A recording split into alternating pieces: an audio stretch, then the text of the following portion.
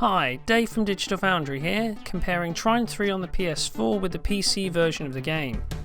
Frozen Byte has delivered an impressive looking title, filled with vivid looking environments and packed with a variety of accomplished effects and lighting.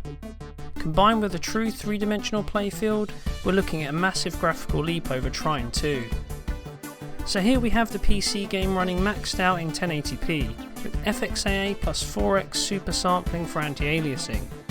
The idea here is to show the game looking at its best while running at a solid 60 frames per second, and as you can see, Trine 3 looks fantastic on a high-end gaming rig. But the question is, just how close does the PS4 version come to matching this experience? Well, rolling off a few like-for-like gameplay clips, and we get off to a promising start. Image quality is solid and actually holds up pretty well compared to the PC game. We have a native 1080p resolution, and the use of post-process anti-aliasing provides a clean presentation overall. There's some sub-pixel shimmer, but on the whole there isn't a huge gulf in image quality between the two versions in this area. In fact, the use of 4x super sampling on PC is basically overkill for this game, and to be honest, we'd much rather spend our GPU budget elsewhere, such as rendering 4K resolution on a native res display. It's a good start for the PS4 version then. However, the presentation is somewhat let down by vertical lines that appear over the game's textures, and this can be somewhat distracting in brighter scenes. Take a look closely at the map screen here, and you can see these lines across the building's and wooden floor.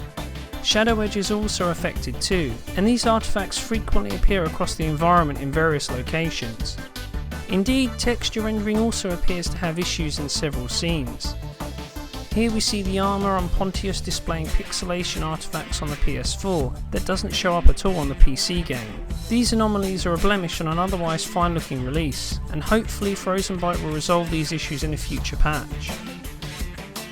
Thankfully, the visuals hold up to a much higher standard elsewhere, and it's fair to say the developers have produced a visually alluring release.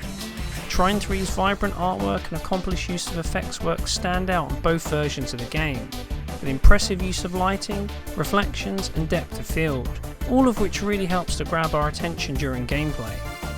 Now, asset quality on the PS4 doesn't quite match the PC game running maxed out, which is surprising given the huge 8GB pool of GDDR5 RAM available on the platform, whereas many PC GPUs are limited to around 2GB worth of video RAM. As you can see here, lower resolution textures and normal maps are deployed across many surfaces on the PS4. Fences, brickwork and ground textures are all affected to varying degrees. In motion, the differences aren't always immediately obvious, but overall the PC game definitely features a more refined look. Another area where the PC version takes point is with regards to lighting.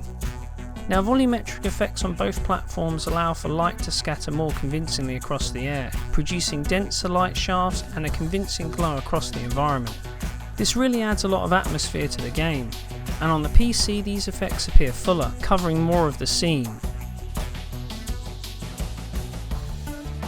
Shadow quality is also improved on the PC. These elements are rendered at higher resolution and feature smoother edges compared to on the PS4. Taking a look at the shadow beneath Amadeus in this shot, and we can see visible stair-step patterns on the console version, while edges actually appear smooth on the PC. Curiously though, foliage on the PS4 casts shadows, but on the PC this effect is missing across much of the greenery throughout the game. It's an unusual state of affairs that we didn't expect to see, especially given how well the PC version scales up in other areas. But elsewhere, both platforms deliver an identical range of effects work in various scenes. Here environment and character reflections are a match. Meanwhile, in this scene we see identical draw distances on both platforms, along with an equally strong use of depth of field. Smoke, particles and other alpha-based effects are also rendered in full resolution on both versions, and the use of physics-based objects is also equally impressive on PS4 and PC. So overall, the PS4 version of Trine 3 is a nice looking release that holds up well in many areas against the original PC game.